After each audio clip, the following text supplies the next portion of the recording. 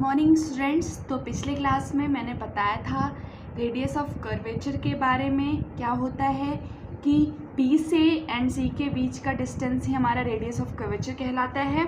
Next मैं बता रही थी कि नेचर कॉनकेव मिरर और कॉन्वेक्स मिरर का क्या होता है। जैसे कि आप देखें हैं कि सारी रेज जो पैरेलल आती हैं वो फोकस से होके जाती हैं, रिफ्लेक्ट करती हैं, इधर से आ रही हैं पैरेलल तो फोकस होके रिफ्लेक्ट कर रही हैं, मीट कर रही हैं फोकस पे, यानी कि क्या कर रही हैं, इनका क्या नेचर है, कन्वर्जिंग नेचर है। तो हम क्या कह सकते हैं कि कॉनकेव मिरर का नेचर कैसे है, कन्वर्जिंग नेचर है। और आप यहाँ देखिए तो कॉन्वेक्स मिरर में अगर आप रेज अगर फॉल करती हैं सरफेस पे तो ये ऐसे डाइवर्ट होती हैं। कैसे होती है, डाइवर्ट होती हैं और अपीयर्स टू मीट होती है बियॉन्ड द मिरर।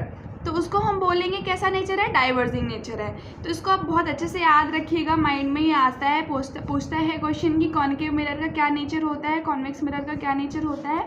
तो कॉनकेव मिरर का कन्वर्जिंग होता है और कॉन्वेक्स मिरर का डाइवर्जिंग नेचर होता है। नेक्स्ट आते हैं हम फोकस पे।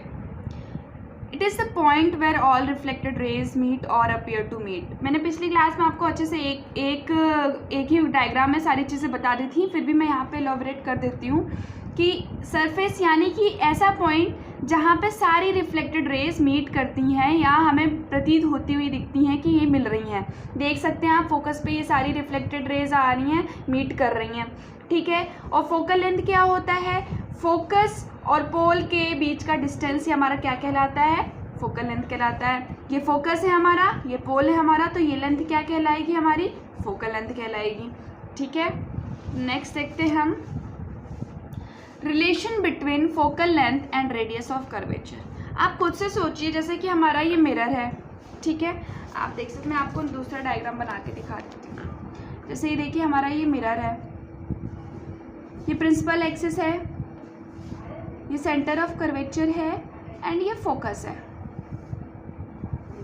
इसे बोल रहा है कि focal length and radius of curvature के बीच में क्या रिलेशन है। क्या रिलेशन है कि फोकल लेंथ जो होता है वो हमेशा रेडियस ऑफ कर्वेचर का आधा होता है, यानी कि इसका कर्वेचर का आधा होता है। जैसे कि आप देखिए ये हमारा क्या है, पूरा रेडियस ऑफ कर्वेचर है। पोल से हमारा सेंटर ऑफ कर्वेचर के बीच का डिस्टेंस हमारा क्या है, रेडियस ऑफ कर्वेचर है। तो जाहिर सी बात है ये डिस्टेंस इसकी आधी होगी, रेडियस ऑफ कर्वेचर की क्या होगी, आधी होगी। तो यही रिलेशन इसमें बताना चाह रहा है कि जो फोकल लेंथ होती है वो रेडियस ऑफ कर्वेचर की आधी होती है। हालांकि आप देख सकते हैं इसमें फिगर में साफ साफ दिख रहा है कि ये पूरा टोटल रेडियस ऑफ कर्वेचर है, ये फोकल लेंथ इसका आधा होगा। तो नेक्स्ट आते हैं, अब देखते हैं कि rules to obtain image from concave mirror, यानी कि कॉनकेव मिरर से इमेज को ऑब्टेन करने के लिए हमें क्या क्या रूल्स होते हैं वो हम देखते हैं। ये रूल्स आप बहुत ध्यान से पढ़ेगा, क्योंकि आगे आप कोई भी अगर मिरर डायग्राम, रे डायग्राम बनाओगे आप तो आगे ये काम आएगा, तो इसको आप ध्यान से देखिएगा। फर्स्ट है the incident ray that comes parallel to principal axis after reflection passes through focus. क्या कह रहा है कि कोई इंसिडेंट रे पैरेलल आ रही है। जैसे कि आप देख रहे हैं ये फिगर है, आपको दिख रहा होगा, ये मिरर है हमारा, कोई पैरेलल रे सरफेस पे आ रही है। इंसिडेंट रे किस पे स्ट्राइक कर रही है, इस अपर्चर पर स्ट्राइक कर रही है, या प्रिंसिपल एक्सिस कह सकते हैं। और after reflection passes through focus, यानी कि अब कोई इंसिडेंट आ रही है रे, तो जाहिर सी बात है किसी एंगल पे ये रिफ्लेक्ट तो करेगी। तो ये रिफ्लेक्ट करके किधर जा रही है, कहाँ से पास हो रही है, ये फोकस से पास हो रही है। तो ये यही कह रहा है कि जो इंसिडेंट रे है वो हमारी पैरेलल आती हुई प्रिंसिपल एक्सिस से, यानी कि देखिए आप प्रिंसिपल एक्सिस ये है, ये इसकी पैरेलल है, ये प्रिंसिपल एक्सिस, ये हमारा प्रिंसिपल एक्सिस है, ये हमारा रे है, ये दोनों पैरेलल है। तो ये कहाँ से पास होके वापस जाएगी, ये फोकस से पास होके जाएगी, ठीक है। नेक्स्ट है हमारा the incident ray coming from focus after reflection becomes parallel to principal axis, just opposite है।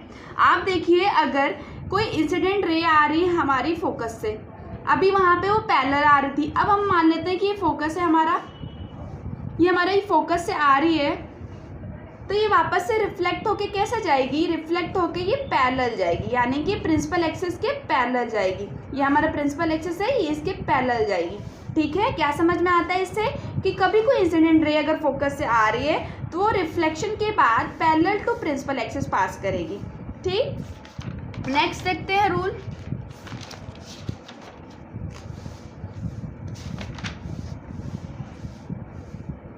The incident ray coming through C retraces its path. C का मतलब हमेशा याद रखिएगा यहाँ पे सेंटर ऑफ कर्वेचर, यानी कि ये कह रहा है कि अगर कोई इंसिडेंट रे है वो आ रही है सेंटर ऑफ कर्वेचर से, तो वापस से वो वही पाथ से लौट जाएगी, यानी कि वो अपने पाथ को रिट्रेस करेगी। ट्रेस करना मतलब उसी लाइन को ट्रेस करना, और रिट्रेस का मतलब रिट्रेस का मतलब वही होता है कि अपने पाथ को वापस से लौट जाना।